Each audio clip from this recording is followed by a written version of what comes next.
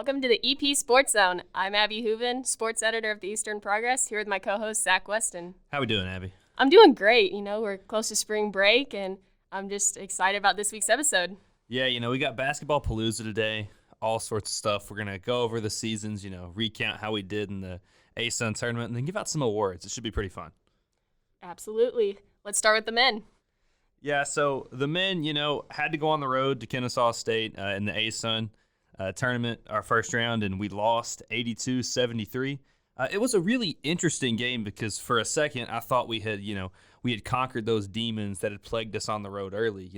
We got up as much as 14 in the first half, and I was really impressed. But with 3 minutes to go, they cut the 14-point lead down to 2, and then we had to kick it back out to 7. And, struggling to close out that first half really gave way to what was an onslaught by Kennesaw State in the second.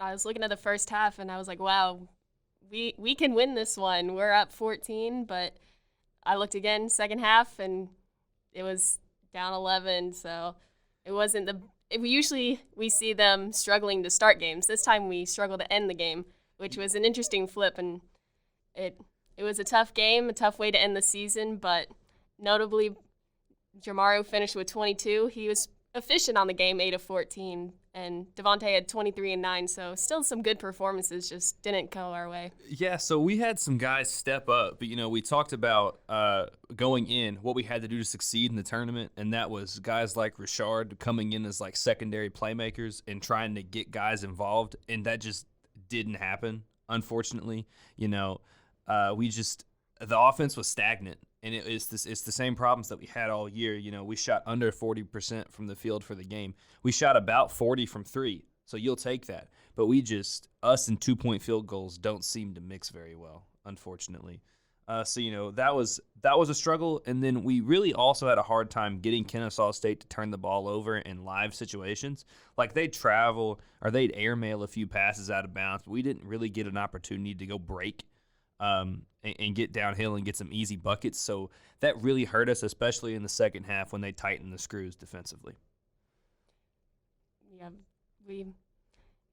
they definitely won the style battle, as you like to say, and it showed. But that's enough of the negative. We'll put that one aside. We'll just look at the season overall. We ended 13-18, 5-11 in ASUN. We went 12-5 at home, and the kicker is 1-13 away. We did not win a single conference game on the road. So here's the impressive thing. I mean, that's really hard to do, to go 1-13 on the road. So it's not like a stat you'd want to be proud and hold up above your head. But, that kind of just points to just how weird the season's been for us and how inconsistent it's been. Because it's really hard to win on the road if you don't have a consistent group of guys. And as we'll get into later, that was kind of the theme for the season was inconsistency. So our stat leaders in points per game, it was Jamaru Brown with 12.2, and that was pretty much all of the second half of the season. He exploded in our last 12 games, and so that was good to see. I mean, him going out senior night against Bellarmine especially, and just having a huge night, and then just carrying that through. So that was good.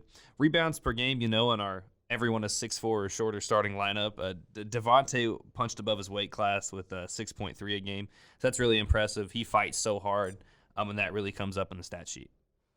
When we looked at assists per game, Braxton Beverly led the team with 3.5, and he didn't even play most of the ASUN conference play. So he still managed to get his numbers in and show out. Yeah, well, so what's impressive is he finished with the third most total assists. If you wanted, or if we would have put a game cap on it, we didn't. But if we did, it would have been Shard with 2.9 assists a game. But it just shows our half court offense with Braxton and then without Braxton was so different. And that was probably one of the most unfortunate things this season was Braxton going down. For steals, we had Jamaru and Cooper tied with 51. They both really got after it defensively. Blocks, Tariq, who struggled for playing time late in the season, still finished with our most blocks with 30. He is such a good rim protector. And then Mike led us in total points with 364. Yeah, he was one of those guys you could consistently count on to get 10, 15 a game every night. He never had, it seemed like, an off game. And it showed definitely in the stat sheet here, but we had Devontae leading us in total rebounds with 182, and then total assists, Shad led us with 91.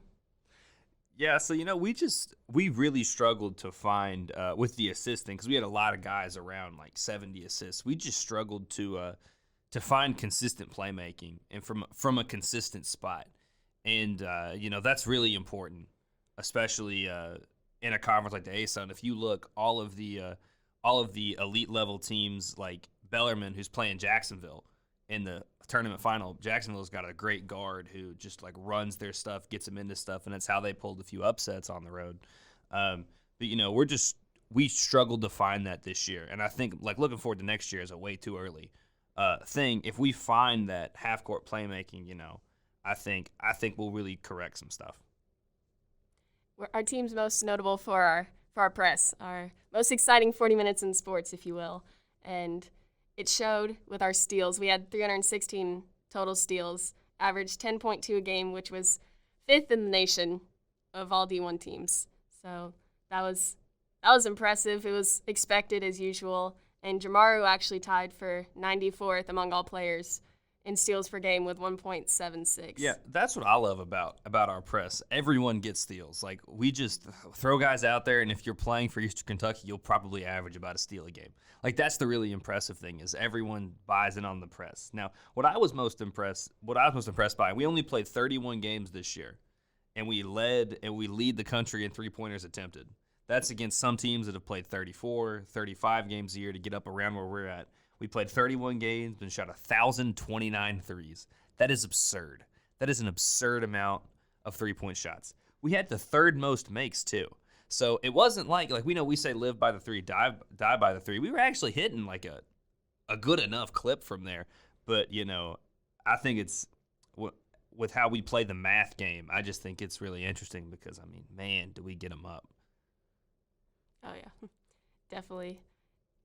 And then we forced opponents into 17.4 turnovers per game, which, knowing our press, knowing how we play, that's to be expected as well. But we only had 11.6 turnovers a game, so it wasn't like we were turning them over 17 and then immediately giving up 17 ourselves. There was at least a little bit of a cushion there. And, some games were better than others, but overall, you could tell the difference. Yeah, if you look back on this college basketball season as a whole, you would look at the Eastern Kentucky Colonels and be like, that's such a weird statistical anomaly. Like, we scored 79 points a game and only won and had a 5-11 record in our conference, scoring 79 points a game, turning teams over 17 times a game. Like, the recipe's there for wins. It just didn't show out. And I think that kind of shows as we look towards, like, how the season went. It's just not what we wanted. We had to overcome injuries, COVID, just a lot of bad circumstances. I called it a season from hell because, like, everything that could have went wrong went wrong. And I think it was really impressive how we responded to that and still kept our heads going the rest of the year. Yeah, definitely. We had a number of injuries. It seemed like we'd get one guy back and immediately another one would go down. And so we had to constantly shift up our starting lineup, constantly shift, who was coming off the bench, who was going to have the big night. And it really started around Christmas, I would say. And it just kind of kept going throughout the season.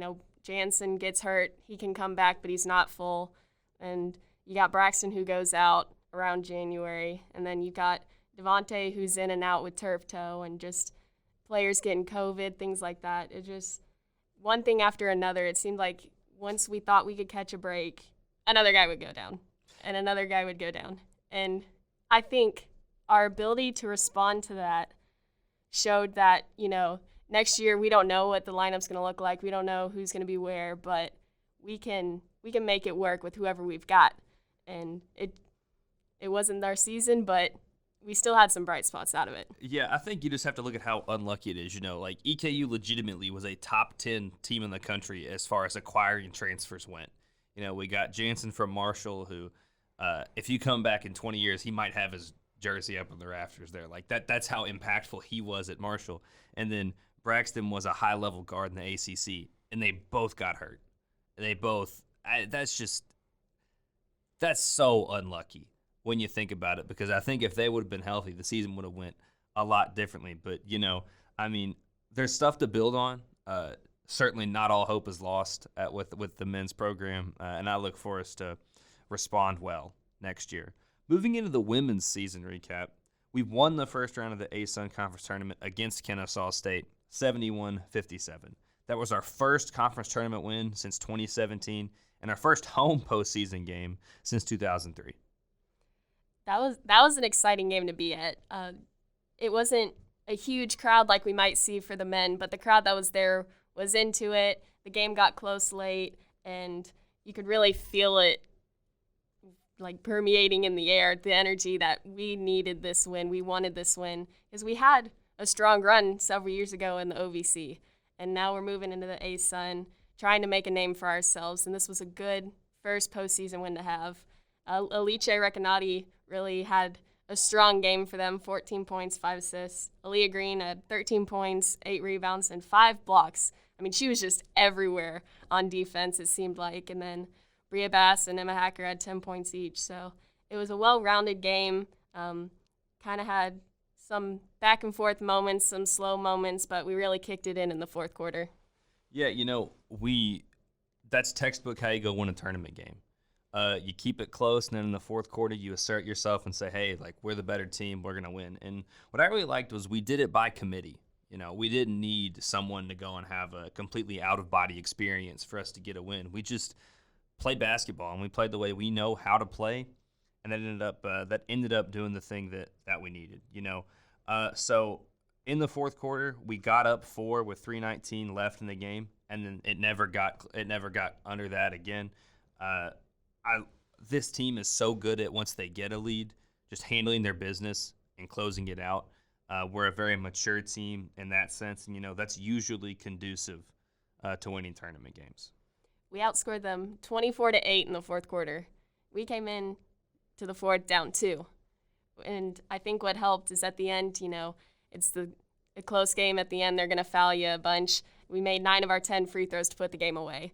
And we're one of the best free throw shooting teams. We lead the ASUN in that. So it was normal for us to get that many down the stretch, but especially in a tournament game, being able to knock down those shots really helped us out. Overall, we made 15 of 19 free throws, which helped us there. Yeah, we just handled our business, You can always smile about that win. Moving into the quarterfinals against 2-seed Liberty, we lost 77-57. It was a tough game all around. We got down 18-6 in the first quarter and responded to that adversity by not making a single field goal in the second quarter. We were outscored 21-4 in that quarter, and then after that the game just kind of got away from us. We got down big and couldn't make it back. We outscored them in the second half, and we outscored them by 6 in the fourth quarter. But when you get down 35-12 at half, your starters only have 3 points in the first 20 minutes. It's not a good look for the team, and it's just one of those things where Liberty is so strong on both ends of the floor. We knew it was going to be a tough game going in, but I'm still proud of this team and how they fought and how they got to this point, and it's a good building season for them. Yeah, for sure. Like we talked about, the thing that our women's team couldn't do was get behind early. Like, we just could not afford it. 10 points feels like 30 for just because of how our offense works and how we like to play. So, once you get down that much, it's really hard to pull back. But I don't think there's any shame in going out to Liberty in the quarterfinals. So, like you said, it is a tough loss, but there is a ton to build on here. And Coach's second year, I think we're going to have some – it'll be fun. So, recapping the season, we finished 15-16 overall with a 7-9 record in the ASUN. That's really not bad for a debut in a conference. So, you'll take that you'll take that any day. We went 9-5 at home, 5-10 away, and then we were even 1-1 in neutral site games. So, pretty good. Protected the home floor well and fought enough on the road. Looking at our season stat leaders, our leading points per game was Jayla Johnson with 12.7. She was consistently one of the top scorers in the games throughout the entire season. If she wasn't top, she was top 3. And we definitely noticed when she was on and when she was off. And there were some games, she would get in foul trouble early, and we had to look to other players to score. And so those were games that if she wouldn't have been in that position, maybe she would have had more. But again, you can't do much about that. But overall, still a great offensive year for her. And then our rebounds per game leader was Bria Bass with 7 total per game. So she's always crashing the boards. That's just what she does. That's her game. Yeah, so Alice led us in assists per game with 4.4, and I think that really showed down the stretch against Kennesaw State. Yep. You know, when she's out there, you just kind of feel like the ball is going to get in the right spot, and nothing calamitous is going to happen. So at the end of that game, she kind of just said, "Okay, I'll get us where we need to go." And that's such a nice thing to have, you know. If Braxton hadn't have gone down and he could have done that like similar thing for the men's team, you see how important that is and how valuable she is to really having an effective season. So, you know, 4.4 assists a game for her. She also led us in total steals with 53. So it says a lot, you know, that her impact is just not scoring usually. And she affects the game in so many other ways, and I think that's just really impressive from her. Yeah, we're looking at total blocks. Ariel Kirkwood off the bench led us with 44. Off the bench with 44. Yeah. Wow. Yeah, she's awesome off the bench. I mean, she's a 6th starter. I mean, Absolutely. It's unfortunate that she doesn't get more shine because she does so much. Defensively, offensively, I feel like if you sat her down before a game and said, "I need you to do this today," she'll do it. She's such a 5-tool player, and that's great. That's awesome. She also had about, I want to say, 6 rebounds a game, too. So she's getting the blocks and the rebounds. So, Yeah. I mean, she's just doing it all. Off the bench, her if you normalize like her minutes to starters' minutes, and then compared the stats, she would. Wow, I shuddered to see what those would be. But, you know, that's great. Total points, Jayla Johnson led us with 382. Bria Bass led us in total rebounds with 202. And Alice led us with 136 assists. So, you know, just great balance from the team. And if I could use a word to summarize how we played this year, it was balance. We won games as a team. And when we lost, it was when the team struggled. It wasn't like one girl struggled, and that's why we lost. You know, that's great to see because you can build off of that. Team success, team failure. I think that's a great building block to have as we move on into next year. This was a strong first year for Greg Todd. He came in, got the team the most wins they've had in several seasons. You know, he set up a strong foundation for this program going forward. And yes, we are losing Ilea Green. We are losing Bria Bass and Jayla Johnson, but they showed this team and these younger players what it looks like to play EKU basketball. They set the example for the rest of them coming up. And we've got Ariel Kirkwood coming back. She'll probably be in the starting lineup, giving us those same numbers that she gave us this year. And then I look to see Emma Hacker and then our freshman Kara Freeman come in and start to give our team more offensive numbers there. Yeah, I think next year you're going to see a difference, and we're going to pop a little more offensively, especially with Emma getting a bigger role. She's really good at a lot of things on offense. So I think that'll be interesting to see how we kind of navigate that because defensively it'll be a little harder just because with Jayla and Bria, you could just kind of say we're just going to outmuscle you, and they could like switch pretty well too. So it'll be interesting to see like how we structure the defense, but offensively we'll be able to go get some teams. With Kara too, we'll be so much more explosive with them in the lineup. So I'm really excited to see where it goes. Now we've got some awards. We'll start with the men. So for the men, the first award, the most important award is the most valuable player. We sat and debated this for all of about 5 seconds. Absolutely. So we got to give it to Michael Moreno, solely because this year, with how consistent he was in an inconsistent season, we really leaned on him, especially in the middle part of the season where it felt like all the ship was lost and we were rudderless. He just kind of sat down and gave us that consistency, and that's really what we needed from him. There were so many times where we were in the middle of a run or we needed a bucket at the end of the game, it got into Mike's hands, it goes in. Without a doubt. Yeah, I don't get it because he just screens down and then runs up and he's in two spots in the court.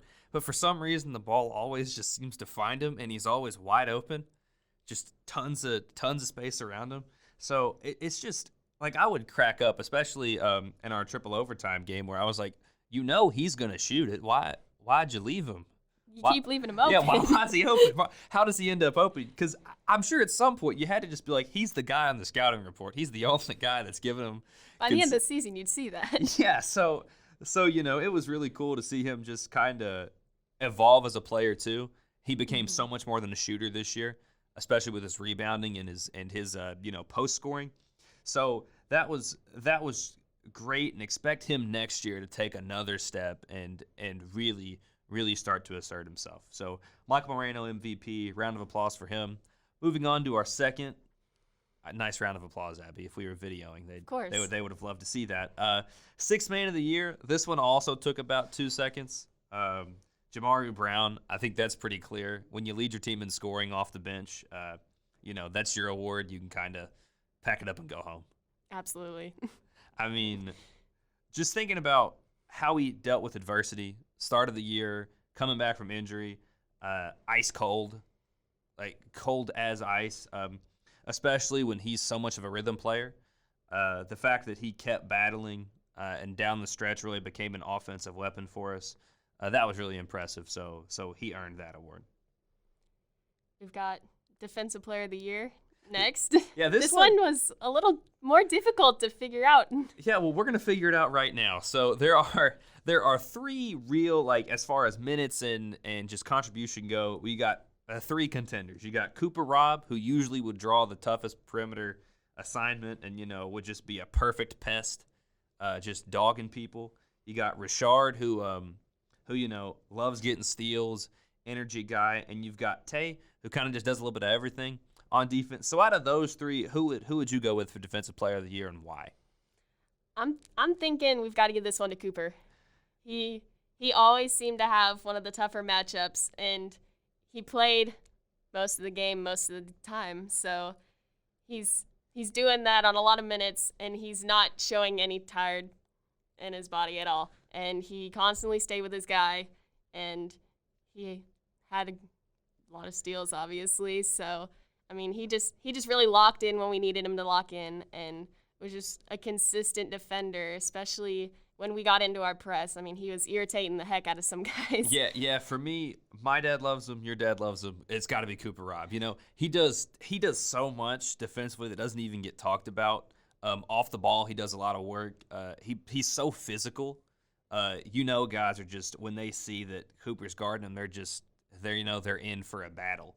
And he fights the whole game, especially on defense, moves his feet well. He takes a lot of on-ball charges, which that's really hard to do because you have to be committed to sliding your feet and getting in front of guys.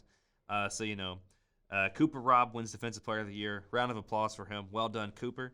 Moving into our next award, we've got the Hidden Impact Award. So for this award, it's either you come in quick, do some things, get out, or you're doing some stuff that doesn't really show in the stat sheet. So who won that award? We got to give this one to Michael Wardy. There were some games he came in, immediately got like 3 dunks. There were some games where it just seemed like he was getting his steps in, going for 20 minutes, not really filling the stat sheet, but he was still getting those deflections on defense, making it difficult for those guys in the paint, and doing those intangible things that you really don't see when you're looking down the piece of paper.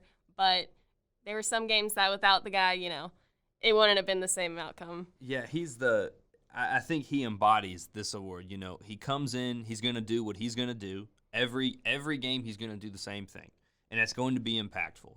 And I think, for him making the transition from JUCO to Division I basketball, I think he did well. So, Hidden Impact Award, congratulations, Michael Wardy. You did good. Best game of the year. Now, we actually have a lot of contenders for this because we love overtime home games. So we love it. It's great. It's fun because, we can't just win simple. That'd be too easy. It wouldn't be. What would we talk about if we just won every game at home by 15? So Abby, tell us, what was the best game of the season? I got to go with we love to talk about it. Our triple overtime win versus Kennesaw State. Just between the fight that we showed during a tough conference schedule, we really needed a win in that moment, and emotions were high. The crowd was into it. We really fed off of that energy, and it felt good to not only get that win, but know that when we get into those crunch time moments, we've got guys that can step up. The team can rally together and finish a game, and it was just one of those gutsy wins that just always sticks out in your mind, especially going triple overtime. I mean, you don't see that very often, but it felt good to see the team rally and get a win. Yeah, I mean, some people just put up some gaudy numbers in that game. Like, Cooper Robb played 54 minutes. Michael Moreno played 50 minutes. We had two guys get 50 or over. Cooper about had a triple-double solely because he was on the floor for so long. Like, I don't get how he didn't just collapse as soon as the final whistle sounded. His stamina is just crazy. Yeah, you know that it was just what a win to show the fight that we have and the resolve and just we didn't quit. And I think that just the Kennesaw State game sums up our season. We just refused to quit even when it seemed really hard. And we got down a ton in that Kennesaw State game too, so we just kept battling. The only other game I would sprinkle in for consideration would be our Bellarmine win at the end of the year, because Bellarmine's about to go win the ASUN, and we beat them. So, that kind of just shows you what happens when everything is going together and we've got a healthy squad and it goes right. We're right up there with the big boys in the conference. So, but that's a boring win. We just showed up and won. So I think we have to go Kennesaw State. Great win. Best individual performance, who you think? Like, from a game. Who had the best individual performance? We've got two pretty solid performances. I'll let you weigh in here, but we've got Braxton Beverly versus Lipscomb. It was his last game that he played with the team. He had 13 assists, 11 points. He really helped our offense in that game, get the ball moving, get our guys involved. He made Tariq look like Tariq was like the second coming. Tariq had his best game of the season in that game because Braxton got him involved. Yeah, like it was like they were playing 2K. They were just spamming pick and rolls and Tariq was just so wide open. So, that was the first game I think we could put down, because Braxton, he only scored 11. He didn't really shoot a ton, but he was just like, I'm better than all of you, and I'm going to just get us in the right spots, and we're just going to roll. That was super impressive, and I think we have to mention that. Second, I think, and what I would pick as game of the year, and you can be judge, jury, and executioner on this one, Abby. I think we got to go Moreno when North Alabama came and played us at home. He had 24 points, 8 rebounds, and I just put it up there because he hit every single big shot. All of the big shots were Michael. That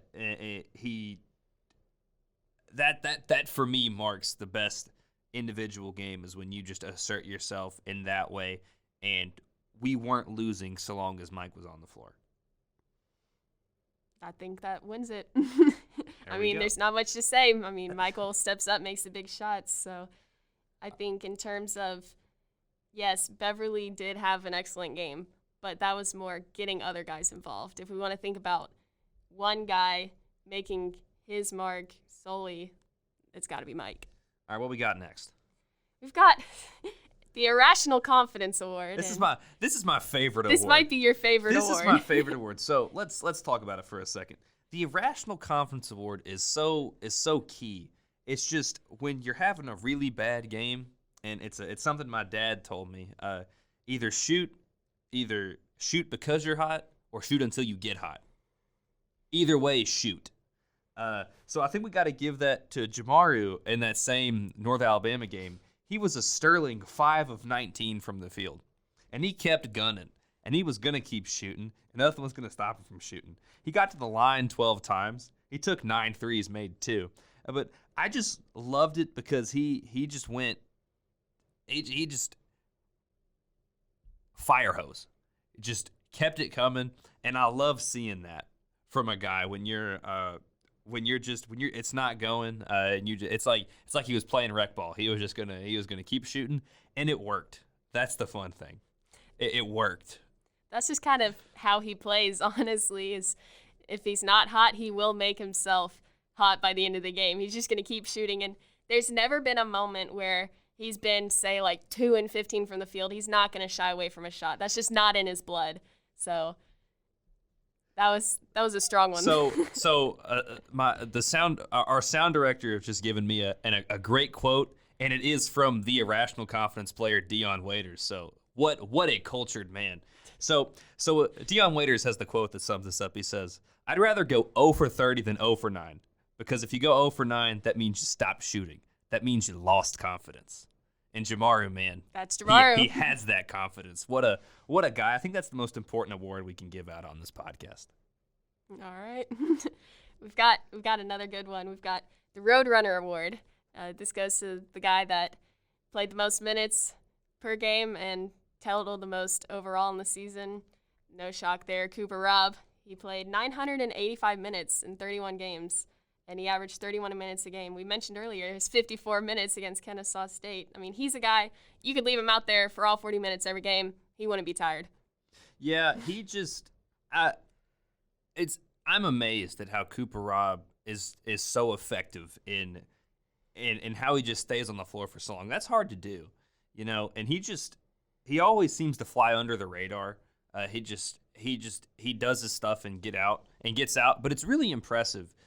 So the fact that in our system he can log so many minutes and be the same in minute 1 as he is in minute 40, that's just really great to see. The next award is an award you highlighted, so I assume it's an award that you want to talk about. So you've titled it the Hack-a-Shack Award. So explain what that is, and then tell us who wins it. Yes, the Hack-a-Shack Award might be one of my personal favorites. This one goes to the person who had the most fouls. If you know your basketball, to stop Shaq, you got to foul Shaq. And the guy who had the most fouls this year was our beloved award winner from before, Cooper Robb. Oh, he's out there a lot. That's why. That's why. He's out there a lot. He'll pick up the fouls. He had 73 total fouls on the year. The next closest guy was Jamaru with 60. There we go, Cooper. I mean, you watch this team, you see Cooper Robb in the action all the time. He's going to get those fouls. There are some games he picked up 2 fouls in like 6 minutes, and then he had to sit the rest of the first half. But that's the kind of player he is.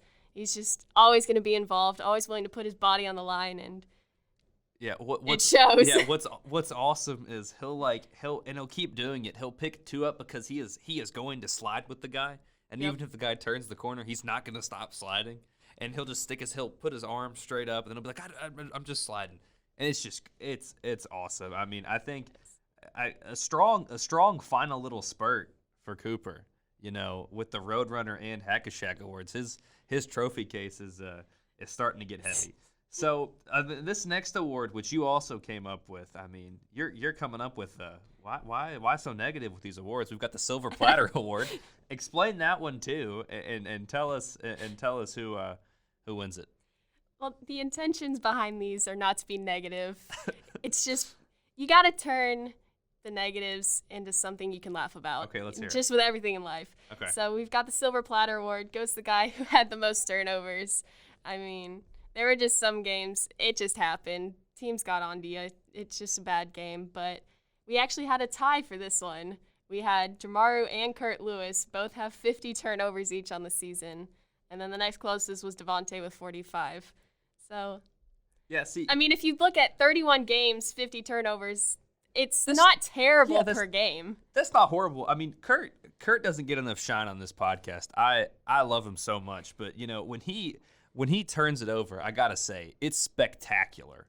Like he'll get the ball from a rebound. He's gonna go and he's gonna try to dunk, and he'll either travel or it'll go off his foot or he'll throw it in the stands. But I mean, when he makes turnovers, it's full speed. So good for him. I think that rounds out our awards, unless you've got one you'd like to, unless there's another one you'd like to bring up. I think that rounds out our awards for the men. I think that's it for the men. Well, we'll swing it to the women now. Okay, so for the women, MVP, I think there are two standouts for this. I think you've got Jayla Johnson or you've got Alice Recanati. I think both of them have a case to make, but do you want to make the case for Alice or Jayla? I'll speak for Alice. She's just one of those players that impacts all aspects of the game. She's getting the steals, she's getting the assists, she's making sure this offense is running the way it's supposed to run. And down the stretch in certain games, like we saw with Kennesaw State, she's going to take over. She's going to be the one to take charge. She is the floor general out there. She's going to be the one. If she sees an open, she's going. And so she's just one of those players that when she's on, and when she's not on, it affects the entire team chemistry. So she's just one of those players that makes this team better, and so I think it's got to be her. Yeah, so you make some great points there, and I'm inclined to say that it's Alice, but just to get we'll say Alice is the MVP, but just to give Jayla some shine, she was such a consistent force, a consistent offense for us all year. Especially in some spots where we might have had a dry slump, she would come in there, get a few points, and move and just kind of move us through. So she would be most valuable in the same way Michael is, just being like consistent. But I think your points about Alice are well taken. She just anchors the team. When she subs out, I get really nervous when I'm not because the rest of the girls can't handle it, just because Alice does so much to kind of anchor things. So yeah, I think she's the MVP. We're looking at Sixth Man of the Year. We've got 2 contenders for this one as well. We've got Emma Hacker or Ariel Kirkwood. So I'll make my case for Emma. She had 6.5 points a game, 2.5 rebounds a game, 33 steals. She was just one of those players. She could have been a starter, honestly. She came in, had some big-time performances off the bench. She was always a steady for this team. She could knock down the 3, and then she could turn around and dive into the stands to save a ball on the other end. So she's one of those players that added energy on both ends of the floor, and she just never gave up on a play, and I think that speaks to her. I think for me, it has to be Ariel, because she does exactly what you want a sixth man to do. She comes in and she fills in all the gaps. Again, if there was a game where she needed to hit a few threes, she'd make a few threes. If we needed someone to dominate on the boards, she dominated on the boards. If you need someone to lock up on defense, she'd lock up on defense. If you need someone to just score, she'd score. She would come in and fit her role to whatever the team needed. And I think with that, I think you got to give it to – because Ariel was really consistent too. Off the bench the whole year, she just would never deviate from what she was going to do. The model of consistency, and I think for that, she's got to be Sixth Man of the Year. Well, it seems like we've got a draw here. So who's breaking the Who's tie? breaking the tie? We got sound director or producer, tiebreaker. All right, I think it's Derek. I think Sixth Man, we got to go to Ariel Kirkwood. There we go. All right. There we go. Thank you. Settled. Sound director Derek coming in clutch. All right, so Defensive Player of the Year is our next award, and I think this one's pretty interesting. So you got 2 contenders. You got Alice as sort of a point of attack defender, or you've got Ariel as a do it all 5 tool. So for me, I think it's got to be Alice, just because she did so much at the point of attack. If you're pulling the other team's best ball handler, which she usually did, it is your job to stop a ton of primary action. And I think she did a really good job of that. Not to say Ariel didn't do an amazing job as a defender, but Alice was also doing it for a lot of the game. So I think you got to give it to her. I agree. I mean, she was getting a ton of steals out there, and you expect your post players to be getting those blocks, getting those deflections, but being able to have a point guard step up against the top scorer on their team and disrupt them, and she did that a lot in the season. I think that shows more than the blocks that we get. Yeah, so really impressive from Alice. Now this is a fun award because of how deep we are as a team. We got the Hidden Impact Award. There are a ton of. I'm going to give you some candidates, Abby, and you make the call. We've got Kayra Freeman. She's up for it. Emma Hacker, she's also up for it. It's not Ariel because Ariel would consistently make she'd make counting impacts on the game. Or we got Bree Crittenden. So out of those 3, who do you think won it and why? I think I got to give this one.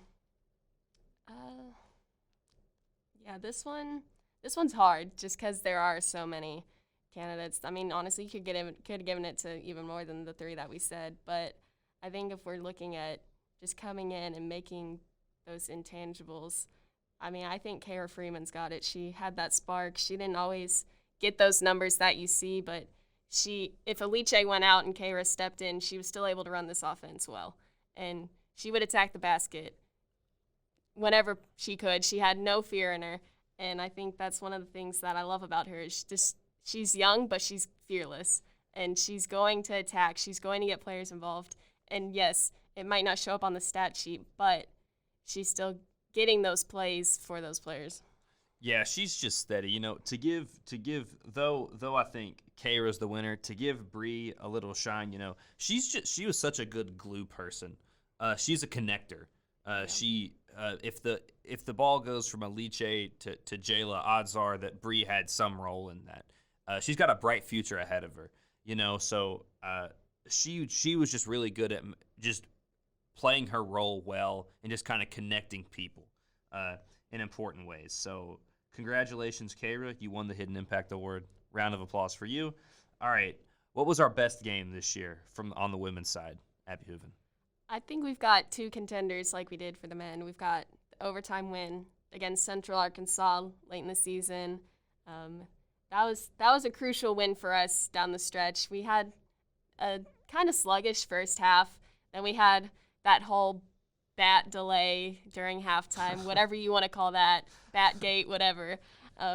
But they came out of that and took care of business down the stretch, and it was one of those wins that we needed, and it kind of carried over into how the team finished the season. So I think that was a big impact moment for them. But I also think the double overtime win versus Appalachian State is in the running just because that was part of their 5-game win streak in the middle of the season.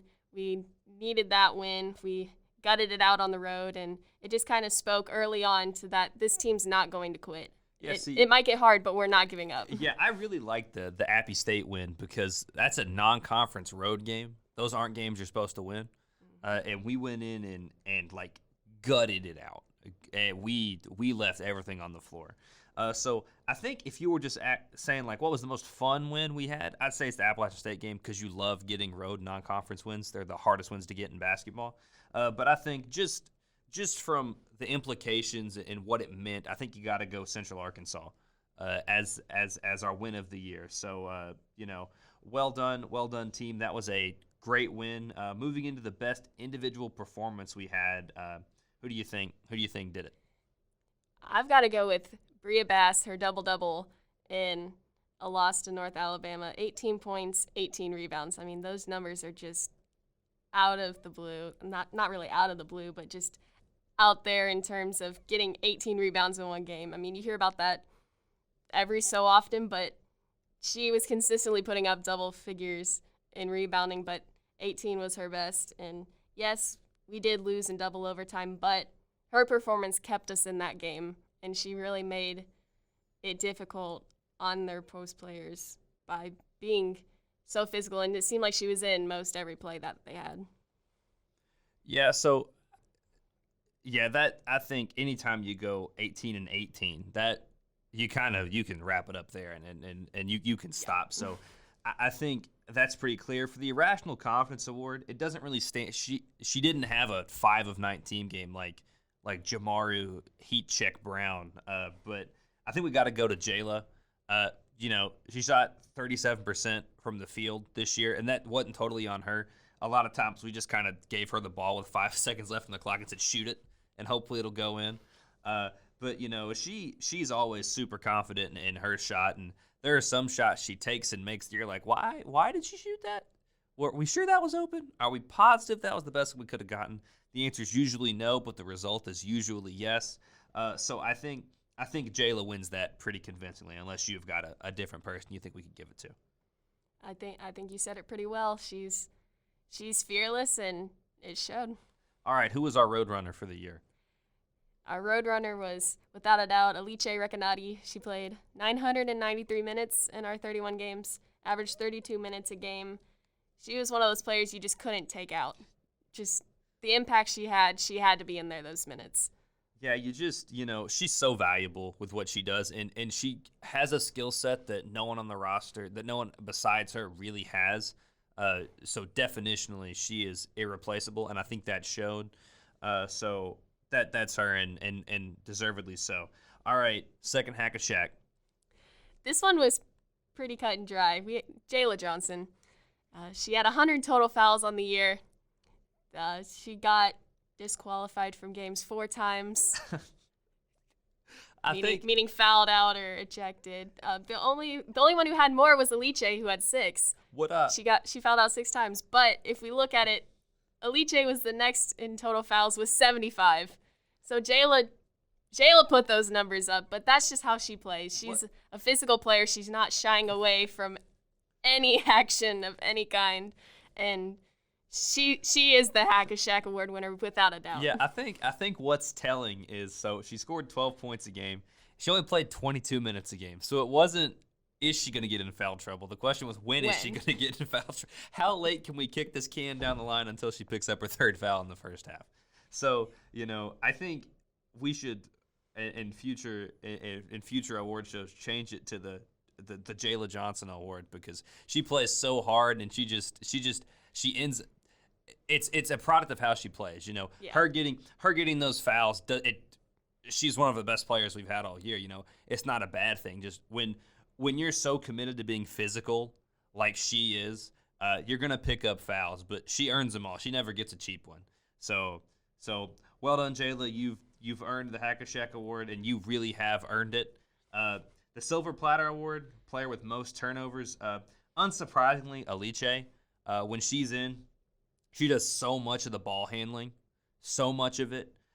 So, no one else really would have had the opportunity to have that many turnovers. And to Alice's credit, she throws a ton of passes that you're not sure will get there. Like she'll launch some full court outlet passes, and you're not even sure if anyone's down there. And most of the time they work, but similar to Jayla and her physical style that leads to more fouls, Alice certainly has some high-risk, high-reward plays that she tries to make, and I think that shows in her turnovers. She's very confident in her passing abilities, which, credit to her, she makes some incredible passes. But when you do that, you run the risk of getting those turnovers. But you would expect your point guard to have the most turnovers. They're creating the most offense. They're getting the most players involved. So, it's not necessarily it's not a bad award by any stretch. I'm not trying to say anything bad about the number of turnovers we've got. No, it's just a byproduct of the position. Same with Kurt and how he tries to do the spectacular every time he touches the ball. It's just the play style lends itself to that. So that closes out awards and what was an interesting and I think positive season for the men and women. You got a lot to build off of, and moving into next year, I think we'll outshine whatever predictions they have. Speaking of predictions, reluctantly, it's time for us to go through ours, and I won't spoil it, but the hole I'm digging is getting increasingly deeper. Hit it, correspondent Derek. So start the week, Abby came in at 1-5, and her predictions of Carly Robinson hitting a home run, she got right. Jamara Brown would have 20, and he did. But the women did not out-rebound Kennesaw State by 5, so she ends up 3-6 going into next week. Zach came in at 1-7. Ooh. And said Richard would lead assist, and he did not. Yeah. Ariel Kirkwood would lead scoring, he did not. And Sebastian Greco would hit a home run, and he did not, moving Zach to 1-10. And he promised me he would too. That's the kicker there. You were there. I was there. You were there, Abby. You were there with me. Yeah. He said he would. He just. But if we think about it, his other first baseman Charlie hit too. So yeah, don't tell me that. That's not helpful. The first base did well, just not the right guy. I didn't say our first baseman. The first baseman. I know that's why you're 1-10. Yeah, but gee, wow. Okay, so it's all right. It's all right. So for predictions this week to get us even, and so I don't have to get 3-0s after spring break and I have to sit on, I'm gonna go with 1, so I can get to 1-11 next week because we know it's not gonna be correct. And Abby will do her normal 3, and we'll we'll even out. Also, remember, producer Ryan is 0-1, so he still doesn't have one. Still doing better. Yeah, still doing better than producer Ryan. So, okay, Abby, hit us with your predictions. All right, I'm gonna start with the baseball team's got a series against Austin Peay coming up. I think we're going to go at least 2-1 against them. We've been on a roll lately. I'm feeling confident in our guys, and I think our bats will travel with us. And then my second prediction, going along with baseball, Will King's going to get a homer. He had 2 this weekend. I think he's going to keep that going. And then my third one is for golf, actually. We've got, I think that I'm so sorry if I butcher this. Ragenhilder Kristen Daughter is going to get a top 3 finish individually when they play today and tomorrow on the road. So those are my predictions. I'm feeling confident in them. And hopefully when we get back from spring break, I'll be 6-6. Yeah, hopefully, unlike you, who likes to put me down for being 1-10, I legitimately hope you succeed because, thank you. I think if one of us is winning, the podcast is winning, and that's what we're all about here. So I hope you do well. So for me, and I'm sorry, women's golf, predicting this means that it's not going to happen. So I think the women's golf will have a top 4 finish, and hopefully that'll happen. If it doesn't, women's golf team, I humbly apologize. I jinxed you, and you can deal with me accordingly. But that's my prediction. Yeah. If we get a bad letter from the golf team, it's going to you. It's coming to me. Yeah, but that seems like that's all for our predictions. Check out easternprogress.com for daily content updates, and then follow us at Sports EP on Twitter to keep up with our games this week. We've got baseball, softball, beach volleyball, golf coming up, so we've got a lot of games coming, so be sure to follow us there to see score updates as we go. Got anything else, Zach? Have a good spring break, everyone. Absolutely. We'll see you next time.